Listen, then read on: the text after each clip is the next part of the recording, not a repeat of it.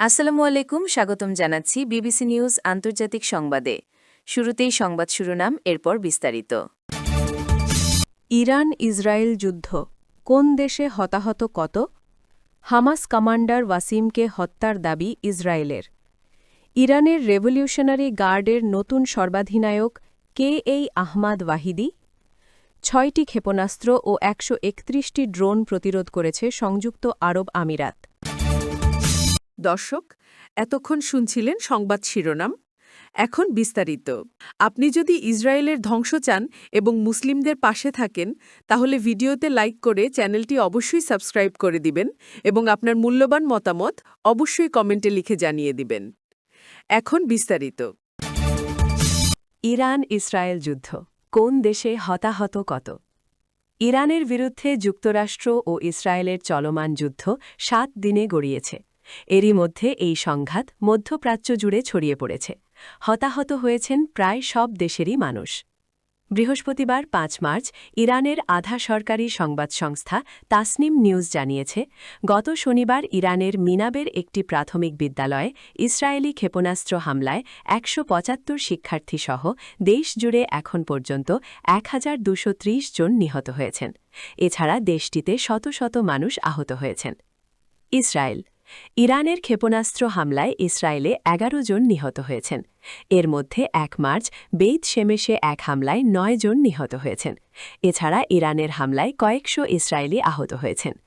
যুক্তরাষ্ট্র। দেশটির প্রতিরক্ষা মন্ত্রণালয় এরই মধ্যে নিশ্চিত করেছে, ইরানের ক্ষেপণাস্ত্র হামলায় তাদের ৬ জন সেনা নিহত ও ১৮ জন আহত হয়েছেন। লেবানন। গত সোমবার থেকে ইসরায়েলের হামলায় লেবাননে কমপক্ষে ৭৭ জন নিহত ও ৫ শতাধিক আহত হয়েছেন। বাহরাইন। বাহরাইনের সালমান শিল্পনগরীতে গত সোমবার ইরানের হামলায় ক্ষেপণাস্ত্র হামলার পর আগুন লেগে একজন নিহত হয়েছেন। এছাড়া আরও ৪ জন আহত হয়েছেন। কুয়েত। দেশটিতে ইরানের হামলায় ২ কুয়েতি সেনাসহ অন্তত ৪ জন নিহত ও ৩৫ জন আহত হয়েছেন। হামাস কমান্ডার ওয়াসিমকে হত্যার দাবি ইসরায়েলের। গণহত্যাকারী ইসরায়েল ইরানে হামলার পাশাপাশি লেবাননেও বোমা বর্ষণ করছে। সেখানে একটি স্থাপনায় হামলা চালিয়ে ফিলিস্তিনি প্রতিরোধ যোদ্ধাগোষ্ঠী হামাসের এক কমান্ডারকে হত্যা করেছে বলে দাবি করেছে ইসরায়েলি সেনাবাহিনী। জানায়, তারা লেবাননের উত্তরাঞ্চলীয় শহর ত্রিপোলিতে হামাস কমান্ডার ওয়াসিম আত্তাল্লাহ আলীকে লক্ষ্যবস্তু করে হত্যা করেছে। টেলিগ্রামে দেওয়া এক বিবৃতিতে সামরিক বাহিনী বলেছে, নৌবাহিনী আলীকে হত্যার জন্য দায়ী এবং তার বিরুদ্ধে হামাস যোদ্ধাদের প্রশিক্ষণ দেওয়ার অভিযোগ এনেছে। এ বিষয়ে হামাসের পক্ষ থেকে তাৎক্ষণিক কোনো প্রতিক্রিয়া পাওয়া যায়নি।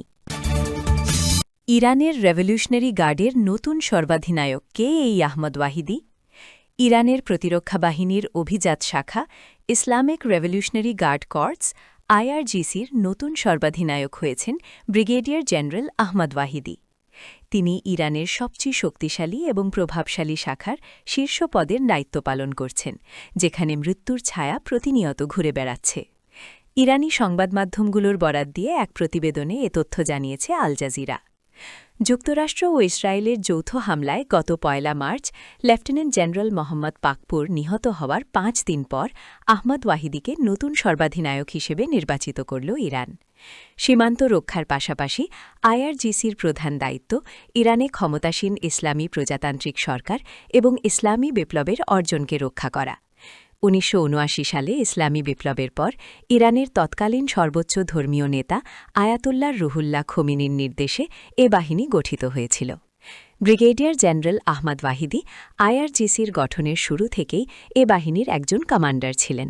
১৯৮৮ সাল থেকে ১৯৯৭ সাল পর্যন্ত IRGCর এলিট ব্রিগেড কুদস ফোর্সের শীর্ষ কমান্ডার ছিলেন।